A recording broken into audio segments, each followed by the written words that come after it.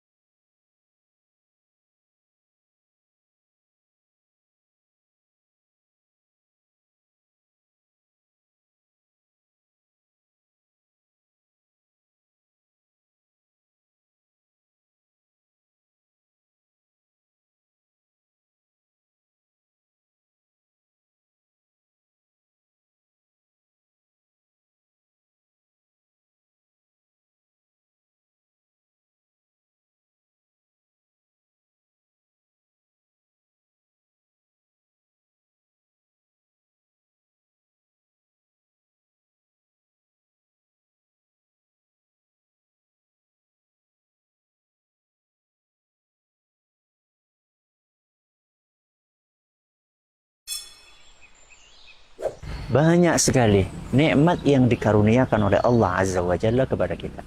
Salah satunya adalah nikmat makan dan minum. Namun sayangnya, terkadang kita nggak bisa maksimal untuk memanfaatkan nikmat itu karena kondisi lambung kita sedang bermasalah. Ada banyak cara untuk mengembalikan kesehatan lambung. Di antaranya, menjaga pola makan dan minum, meminum obat, dan juga mengonsumsi suplemen.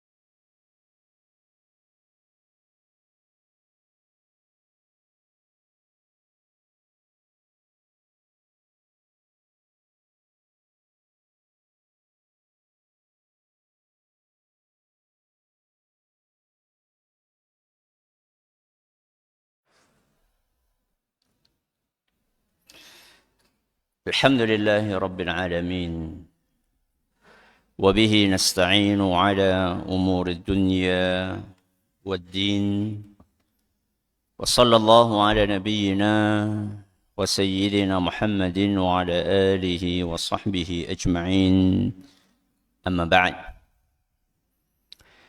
Kita panjatkan puja dan puji syukur kehadirat Allah Subhanahu wa taala. Pada kesempatan hari ini, hari Jumat tanggal 20 Muharram 1446 Hijriah atau yang bertepatan dengan tanggal 26 Juli 2024, kita masih kembali diberi kekuatan, kesehatan, hidayah serta taufik dari Allah Jalla wa Ala, sehingga kita bisa kembali menghadiri pengajian rutin Jumat pagi di Masjid Agung Darussalam Purbalingga. Kami mohon maaf agak terlambat karena harus bagi-bagi waktu untuk mengurusi anak-anak. Kita berharap semoga kita dikaruniai oleh Allah Subhanahu wa taala ilmu yang bermanfaat sehingga bisa kita amalkan sebagai bekal untuk menghadap kepada Allah Jalla wa Ala. Allahumma amin. Salawat dan salam semoga senantiasa tercurahkan kepada junjungan kita Nabi Agung Muhammad sallallahu alaihi wasallam, kepada keluarganya, sahabatnya, dan umatnya yang setia mengikuti tuntunannya hingga akhir nanti. Bapak-bapak, ibu-ibu, para hadirin dan hadirat sekalian, serta para pendengar dan pemirsa rahimani wa rahimakumullah. Tema kita hari ini adalah apa? Beradaptasi dengan kebaikan. Beradaptasi itu apa sih? Menyesuaikan. Kenapa?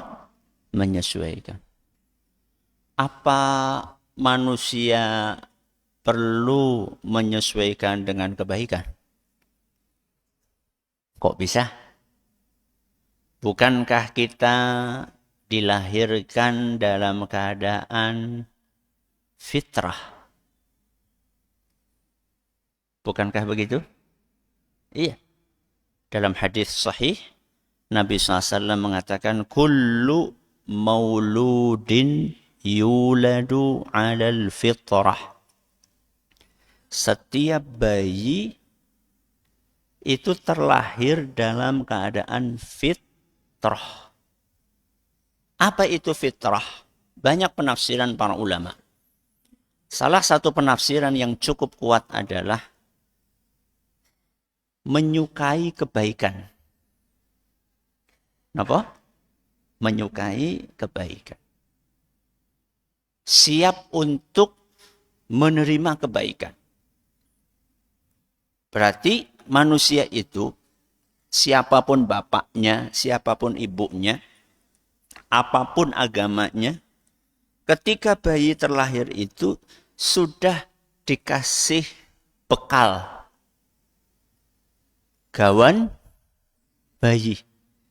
Menyukai apa? Kebaikan.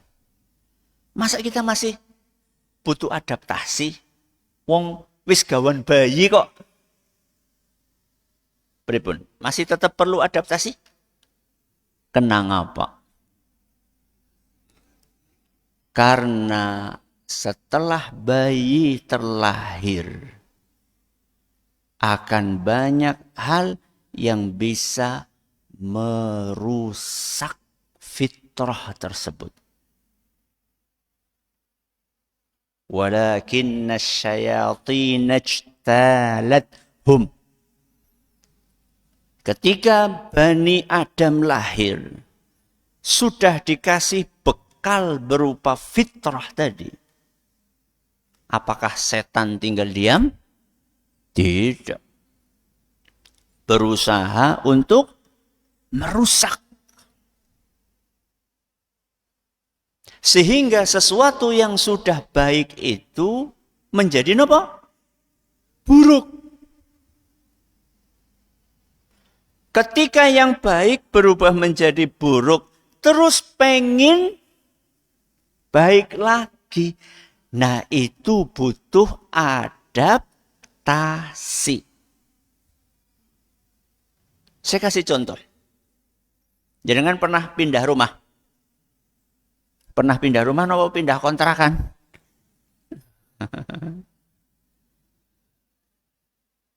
Pernah pindah rumah. Rumah yang lama itu sempit. Minim fasilitas. Nggak ada halaman luarnya. Kamarnya cuma berapa?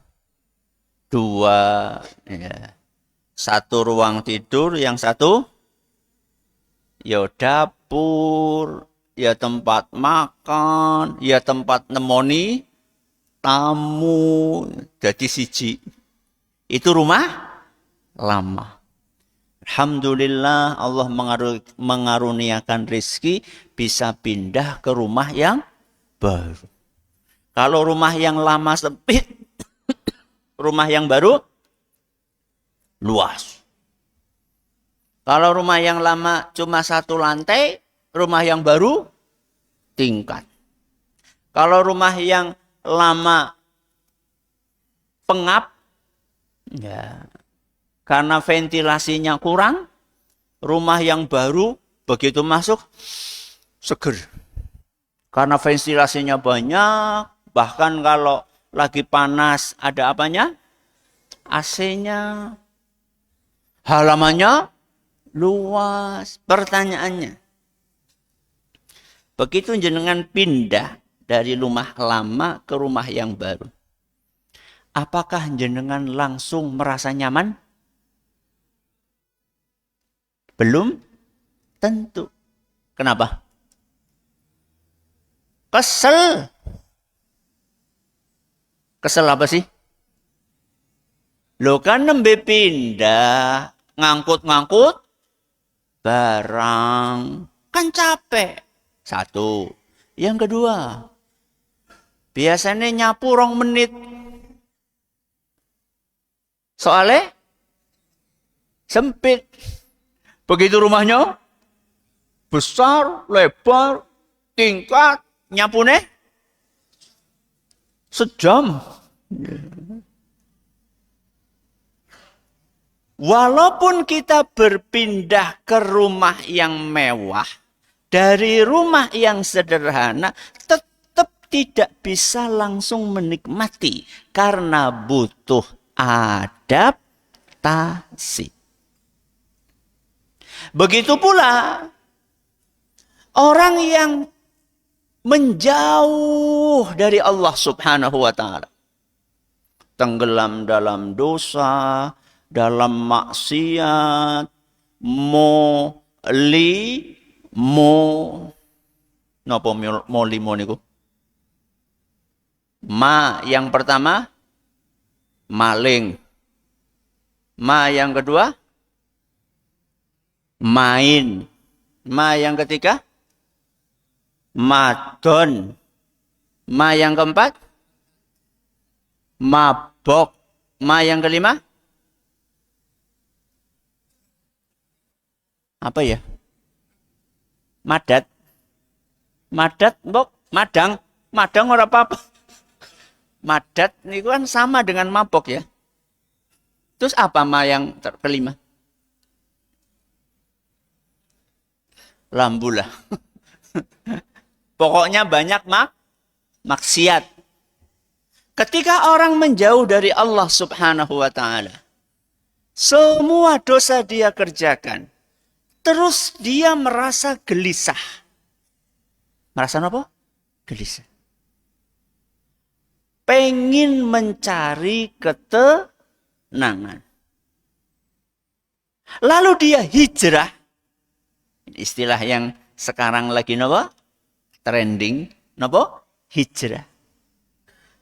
Dengan harapan ingin mendapatkan ketenangan. belum tentu ujuk-ujuk langsung mendapatkan ketenangan. Kenapa tadi? Karena butuh adaptasi. Biasanya kalau malam begadang, dolanan gaplek. Ya. Kemudian berubah, begadangnya buat sholat tahajud. Biasanya kalau mencari uang nggak peduli halal, haram. Malah slogannya, lawang golet sing haram be angel, dadakan ngomong halal haram. Kemudian dia berubah. Sangat hati-hati dalam memilih pekerjaan. Sangat selektif. Ketika dulunya gonta-ganti pasangan.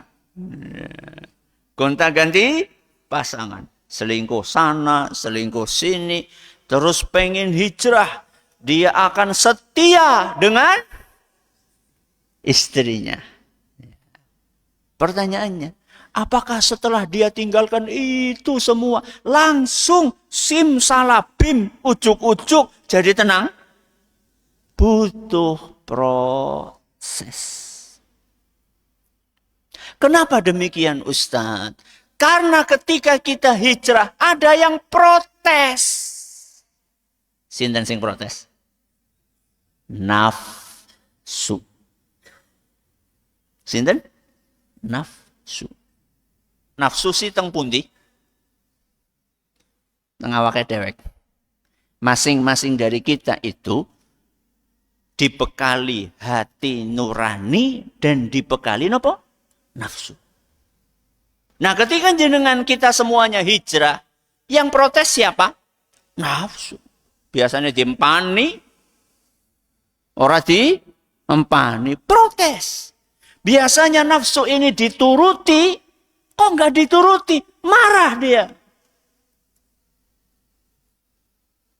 Makanya apa kata para ulama atau kata penyair? An-nafsu katifli. Nafsu itu seperti bayi. Seperti bayi. Intuh milhu syabba ala hubbir radha'i. Kalau nafsu, kalau bayi itu dibiarkan netek, minum ASI, enggak disapih, maka bayi ini akan terus minum ASI sampai besar. Tahu Tumon? Tahu. Ya, ada anak SD kelas 6, ASI ngempeng. Ya, ada. Nafsu itu seperti bayi.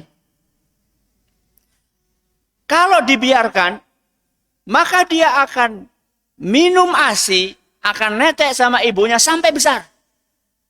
Terus solusinya apa? Wa in taftimhu yanfatim. Kalau kamu sapih, maka akan berhenti. Berarti nafsu harus diapain? Sapih.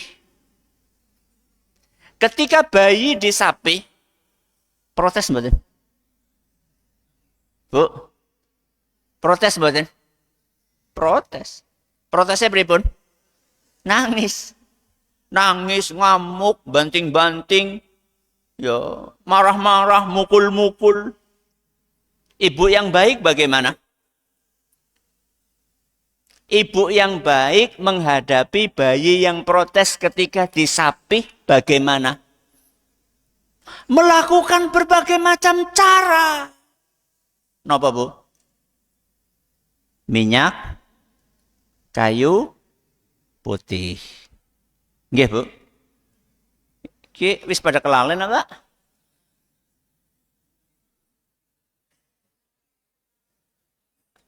Kalau enggak minyak kayu putih apa? Kunir. Ya. Nek ora kunir apa? Obat merah. Nek ora obat merah? Apa nggih? Tensoplas. Ya. Berata wali. Ibu yang baik itu akan berusaha bagaimana bayinya walaupun protes tetap harus disapi. Nafsu yang biasanya dituruti oleh seseorang, lalu seseorang itu hijrah. Dia tinggalkan hal-hal yang haram-haram, nafsu itu akan protes. Cuman bedanya ada orang yang seperti ibu baik tadi dan ada orang sing lah melas. Akhirnya disusoni maning. Paham nggih analoginya nggih? Ada orang yang ketika nafsu itu protes, dia lawan. Ora nyong arep hijrah, pokoknya ora arep udut maning. Nah, hijrah atau bukan itu? Hijrah lah. Masa hijrah udut maning? Ora. Hijrah meninggalkan udut. Protes atau tidak? Protes. Protes. Protesnya pripun? Kecut. Sepet. Ya, apalagi? Orang bisa mikir. Nek ngaji jadi ngantuk. Masa anak wong ngaji karo udut? Orang member temen. Protes. Tapi orang yang baik dia akan melawan. Dia tidak akan kembali lagi.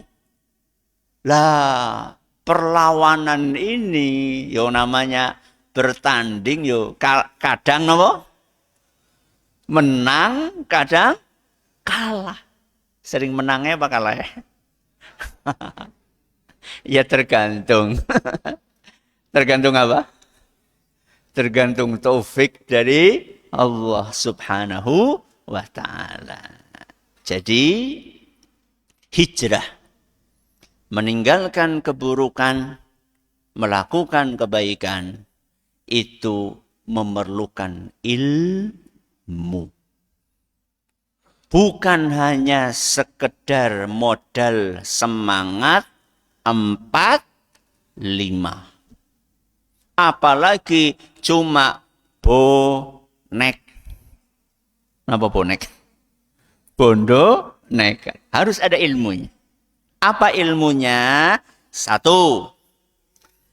Yang pertama, bertahaplah. Napa? Bertahaplah. Jadi orang ketika ingin memperbaiki diri, itu tidak seperti membalik telapak tangan. Tidak seperti apa? Membalik telapak tangan. Kenapa Ustadz? Karena butuh proses. Manusia kalau sudah terlanjur menyukai sesuatu, untuk meninggalkannya butuh apa? Proses. Maka lakukan perubahan itu secara bertahap.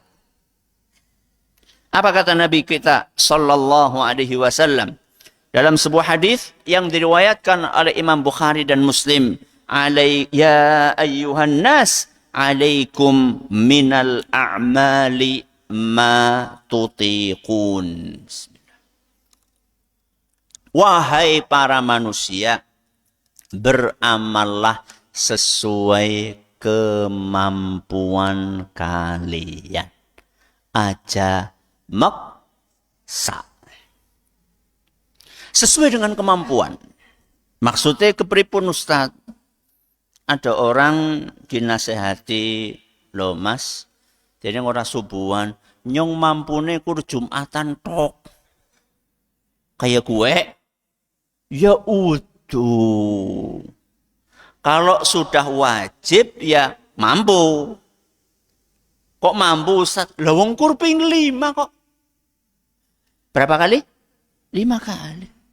Coba, 5 kali itu butuh waktu berapa? Jenengan sih nek sholat pinten menit?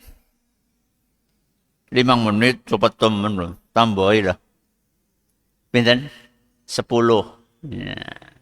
Berarti kalau 5 kali berapa? 50 menit. Padahal kita punya waktu berapa? 24 jam. 24 jam cuma diambil berapa? 50 menit. Masa nggak mampu? Mampu mboten?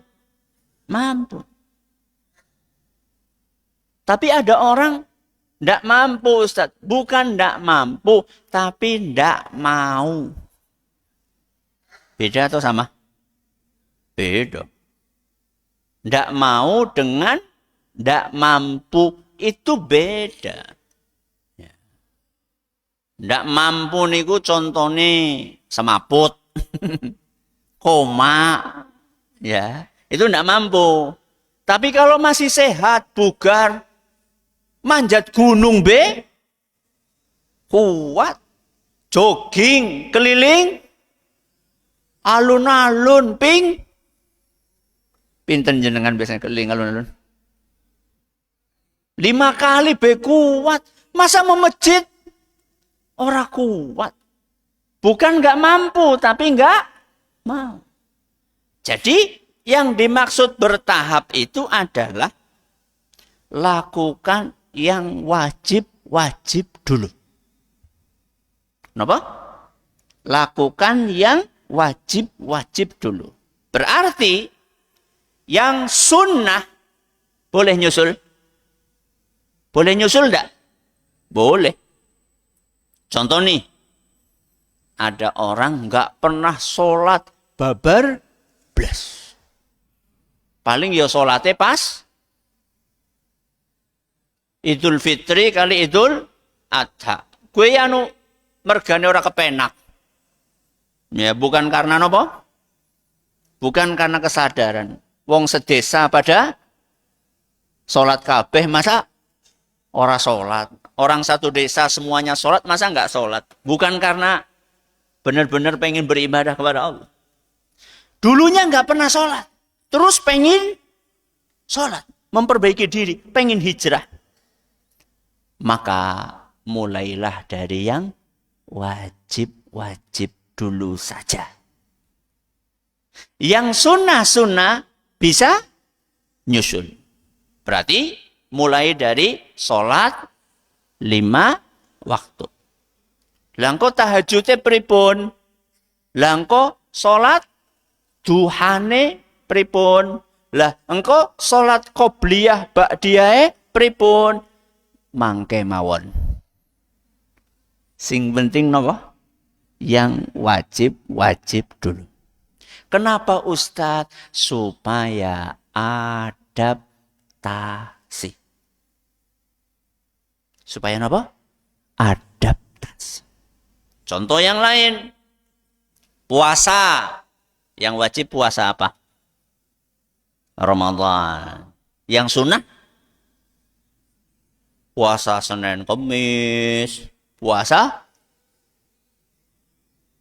3 hari setiap pertengahan bulan. Puasa apa lagi? Puasa Arafah, puasa Asyura, puasa Daud. Ya. Sehari puasa, sehari tidak. Sehari puasa, sehari tidak. Sehari puasa, sehari tidak. Nggak pernah puasa babar blas seumur hidup. Pengen tobat. Aja langsung Daud.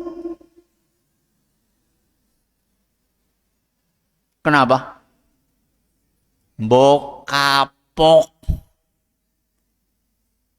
Sudah. Yang penting jalani yang wajib dulu. Napa? Ramadan. Ramadan kan setahun sekali. Jadi nggak terlalu napa? Berat. Jadi hijrah itu, tobat itu butuh proses. Makanya kata Nabi SAW, alaikum minal a'mali ma tutiqun. Beramallah sesuai dengan kemampuan kalian. Maksudnya mulai dari yang wajib dulu. Fa innallaha la yamallu hatta tamallu. Ketahuilah bahwasanya Allah itu tidak akan pernah bosan walaupun kita merasa apa? Bosan. Wa inna ahabbal a'mali ilallahi ma duwima alaihi wa in qalla. Karena sesungguhnya amalan yang paling dicintai oleh Allah adalah yang rutin walaupun sedikit. Contoh, pengen latihan tahajud. Setelah rutin sholat 5 waktu. Tahajud niku paling minimal berapa? 2. Ditambahi witir paling minimal 1. Panjenengan pengen latihan tahajud, mulai saja dari yang minimal. Berarti pinten? 2, 1. Berarti 3. Sudah. Jalani itu. Biasa nenek ujuk-ujuk langsung kayak terawih. Pinten? 11 boleh. Ada yang 23 boleh. Kalau ujuk-ujuk langsung yang jumlahnya besar. Mbok. Apa mau? Kapok. Kalau kapok biasanya besok-besok orang maning. Ya. Saya tanya sama jenengan. Mendingan sholat tahajud minimal berapa tadi? 21.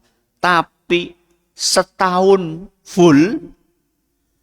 Apa sholat tahajud 23 tapi setahun sepisan? Mending yang mana? Mendingan yang rutin walaupun sedikit. Itulah ilmu dalam berhijrah. Dah. Apa yang kedua Ustadz? Yang kedua adalah berdoalah. Minta kepada Allah supaya istiqomah. Supaya apa? Istiqomah. Istiqomah niku pripun Ustaz? Ngaji ya ngaji terus. Aja prai maning. Butuh preding, merei. Ya. Diajak ngaji langkolah. Urung oleh hidayah. Tuh hidayah itu harus dicari. Ya. Kata Anas bin Malik radhiyallahu anhu, kana Rasulullah sallallahu alaihi wasallam yukthiru an yaqul. Salah satu doa yang paling sering dibaca oleh Nabi kita Muhammad sallallahu alaihi wasallam, ya muqallibal qulub, tsabbit qalbi ala dinik. Sudah hafal atau belum? Sudah hafal atau belum? Mandan. Ayo kita baca bareng-bareng. 1, 2, 3. Ya muqallibal qulub, tsabbit qalbi ala dinik. Jenengan sendiri ya. 1, 2, 3.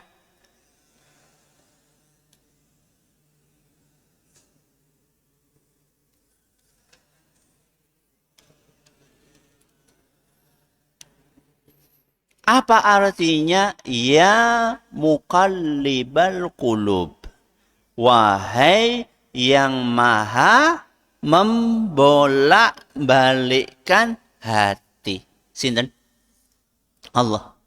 Tsabbit Sabbit qalbi ala dinik. Jadikan hatiku istiqomah. Boten apa? Bolak-balik. Ala dinik, di atas agamamu. Ini doa yang paling sering dibaca oleh Rasulullah SAW. Padahal nggih, Rasulullah Shallallahu Alaihi Wasallam itu sudah dijamin masuk surga atau belum? Sudah. Padahal Rasulullah Shallallahu Alaihi Wasallam itu dosanya sudah diampuni semua atau belum? Sudah. Nek kulo kalian jenengan?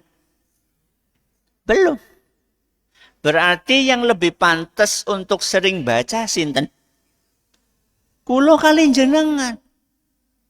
Lawang Rasulullah SAW yang sudah dijamin masuk surga. Dosanya semuanya sudah diampuni. Saja masih minta istiqomah. Kok kulo kali jenengan gak minta kue jenenge kebangetan. Ketika Anas bin Malik mendengar Rasulullah SAW sering banget membaca doa ini. Maka beliau bertanya, ya Rasulullah, amanna bik wa bima ji'ta bih. Wahai Rasul, kami para sahabat itu sudah beriman kepadamu, sudah berpegang dengan ajaranmu. Fahal takhafu alaina, apakah engkau mengkhawatirkan kami untuk tidak istiqomah? Maka kata Nabi SAW, na'am. Apa artinya na'am? Ya, aku mengkhawatirkan kalian. Kenapa? Innal quluba baina asbu'aini min asabi'illah yuqallibuha kaifa yasha. Karena sejatinya hati seluruh manusia itu berada di antara dua jari Allah. Dan Allah bisa membolak-balikkan hati manusia sekehendaknya. Sekehendaknya sinten? Allah Subhanahu wa ta'ala. Hadis riwayat Tirmidzi dan dinyatakan hasan oleh beliau. Berarti orang yang hijrah bisa balik atau tidak? Bisa. Orang yang sudah rajin sholat bisa balik atau tidak? Bisa. Orang yang sudah rajin ngaji bisa balik? Bisa. Ibu-ibu yang Masya Allah sudah pakai apa? Jilbab, menutup aurat. Bisa nggak ujuk-ujuk terus melepas? Bisa. Hati kita itu di antara dua jari Allah. Berarti yang menguasai dan mengendalikan hati kita sinten? Allah. Maka minta sama Allah. Gimana doanya? Ya muqallibal qulub, tsabbit qalbi ala dinik. Mudah-mudahan apa yang kita pelajari bermanfaat bagi kita semuanya. Masih ada sisa waktu. Kalau ada yang mau bertanya, monggo. Silakan. Ada mic.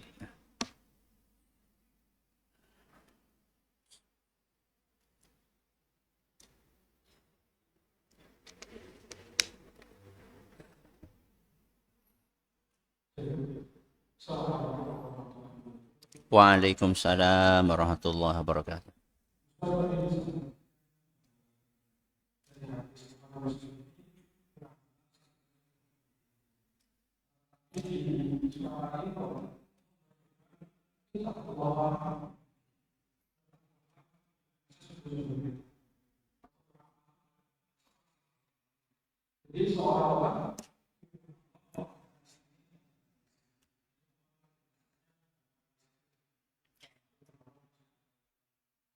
Terima kasih atas pertanyaannya. Bagaimana kita memadukan antara hadis yang tadi kita baca, beramallah sesuai dengan apa? Kemampuan. Dengan ayat Al-Quran, ittaqullaha haqqa tuqatih. Bertakwalah dengan maksimal. Bagaimana kita memadukannya? Manusia itu ada kondisi ideal. Ada apa? Kondisi ideal. ada kondisi belum napa? Ideal. Kondisi ideal adalah ketika iman kita napa? Naik sampai kemana? Ke puncaknya. Itu kondisi ideal. Kondisi tidak ideal, pripun? Ketika imannya lagi goyah, lagi turun. Allah Subhanahu wa taala memahami manusia itu kondisinya akan kadang naik, kadang turun. Ketika iman kita sedang naik, maka maksimalkan. Makanya kata Nabi SAW, saddidu wa qaribu. Saddidu itu adalah maksimalkan. Wa qaribu, kalau tidak bisa ya semampunya. Ya, kenapa? Semampunya. Oke. Ketika jenengan lagi semangat sholat, maka lakukan yang wajib-wajib plus yang sunnah-sunnah.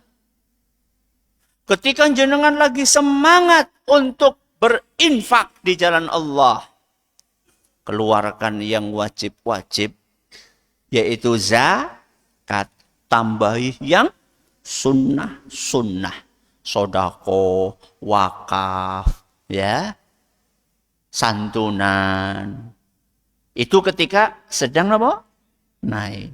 Tapi kalau lagi turun, ya wis lah, sing wajib-wajib baik. Jangan sampai ditinggalkan.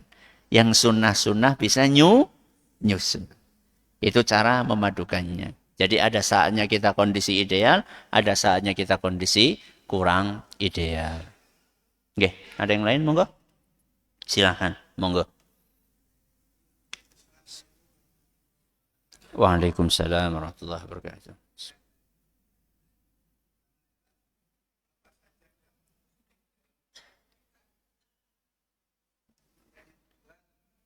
Apa yang pertama?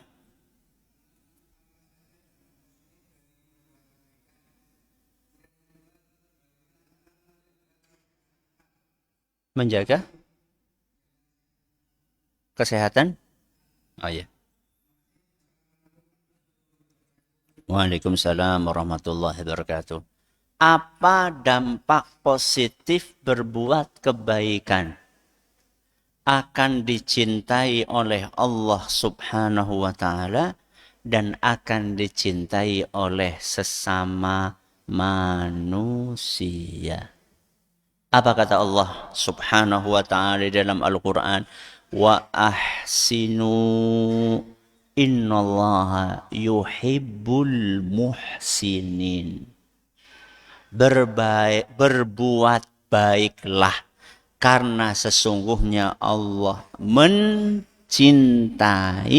orang-orang yang berbuat baik. Berarti kalau kita rajin berbuat kebaikan, kita akan dicintai oleh Allah. Ini keuntungan pertama. Keuntungan yang kedua, kita akan dicintai oleh sesama. Kenapa Ustaz? Karena dalam hadis qudsi, dalam sebuah hadis Rasulullah sallallahu alaihi wasallam menyampaikan, "Innallaha idza ahabba 'abdan." Sesungguhnya Allah kalau sudah menyukai seseorang, nada Jibrila, "Inni ahbabtu fulanan fa ahibbah." Allah akan memanggil malaikat Jibril. Wahai Jibril, aku sudah menyintai si fulan. Fulan si siapa? Fulan. Ki ana sing jenenge Fulan. Fulan gue ya si A. Si A si siapa? Lah. Engko ndarani Amin terus A siapa maning? Abbas. Ya. Abdullah ali ora. Ya, pokoknya si A lah ya. Sesungguhnya aku sudah mencintai si fulan. Maka Jibril, cintailah si fulan. Maka malaikat Jibril mencintai si fulan ini. Setelah itu malaikat Jibril memanggil penghuni langit, para malaikat semuanya. Sesungguhnya Allah sudah mencintai si fulan. Kalian semua harus mencintai si fulan. Maka malaikat semuanya mencintai si fulan. Thumma yudha'u lahul qabul. Kata Nabi SAW, kemudian orang ini disukai, diterima, dicintai oleh penduduk bumi. Berarti kalau orang berbuat baik, bukan hanya dicintai sama Allah, tapi juga akan dicintai oleh sesama. Baik itu penduduk langit maupun penduduk bumi. Yang kedua, bagaimana cara kita menjaga kesehatan akal? 1. Hindari hal-hal yang bisa merusak. Contohnya? Miras. Apa? Miras. Nek ekstasi pripun? Ya pada walaupun bentuknya bukan minuman. Ya, pokoknya segala yang memabukkan. Makanya di dalam agama kita, sesuatu yang memabukkan itu hukumnya haram. Kenapa? Karena bisa merusak akal. Termasuk yang bisa merusak akal, judi. Judi. Online atau offline? Ya dua-duanya. Intinya judi. Makanya Allah Azza wa Jalla menggandengkan antara miras dengan judi. Karena sama-sama merusak. Dosa judi masa merusak akal? Iya, bikin kecanduan. Jadi nggak mikir anak, nggak mikir istri. Pokoknya judi, nggak mikir rumahnya lepas, ya, nggak mikir. Sawah, warisan, tong, orang mikir, rusak. Ini yang pertama. Menghindari hal-hal yang bisa merusak akal. Yang kedua, sering-seringlah menghafal Al-Quran. Kenapa? Menghafal Al-Quran. Sering-seringlah kenapa? Menghafal Al-Quran. Ada sebagian ulama yang menafsirkan firman Allah Subhanahu wa taala, "Tsumma radadnahu asfala safilin." Terus kelanjutannya apa? Illalladzina amanu wa amilus solihati falahum ajrun ghairu mamnun. Sebagian ulama menafsirkan tsumma radadnahu asfala safilin. Pikun. Apa? Pikun. Manusia itu kalau sudah tua bakalan apa? Pikun. Ada enggak yang enggak pikun? Ada. Illalladzina amanu. Kecuali orang-orang yang beriman, beramal soleh. Dan salah satu bentuk keimanan itu adalah menghafal apa? Al-Quran. Kenapa Ustaz? Secara logika masuk akal. Orang yang menghafal Al-Quran dan sering ngulang, otaknya napa? Apa jenenge iki? Muter terus. Muternya udah kayak gini. Kerja terus. Kalau otak ini kerja, maka cepat, maka relatif lebih sehat. Seperti tubuh. Seperti apa? Jenengan kalau rajin jalan, rajin olahraga, pripun? Sehat. Tapi nek turu baik. Pripun? Lara. Turu mangan, delabe stroke. Karena enggak napa? Enggak berat. Nah, otak ini perlu digerakkan. Jadi yang perlu bergerak itu enggak cuma tubuh. Otak ini perlu digerakkan. Menggerakkan otak yang paling bagus adalah menghafal Al-Quran. Ustaz, 30 juz, ya ora kudu. Mulai dari juz 30. Urung bisa 30 juz, mulai apa? Juz 30. Mulai dari yang panjang apa yang pendek? Yang pendek lah. Nggak mau kapok. Mulai dari pendek. Berarti dari apa? An-Nas, Al-Ikhlas, Al-Falaq. Pun apal? Aja mandek nongkono. Masa sholat sewidak tahun kulhu falak nas terus. Wonten ngacung. Tambahi supaya otak kita nopo bergerak. Nanti Terima kasih atas perhatiannya. Mohon atas segala kurangannya. Kita akhiri dengan doa kafaratul majelis. Subhanakallahumma wa bihamdika asyhadu an la ilaha illa anta astaghfiruka wa atubu ilaik. Assalamualaikum warahmatullahi wabarakatuh.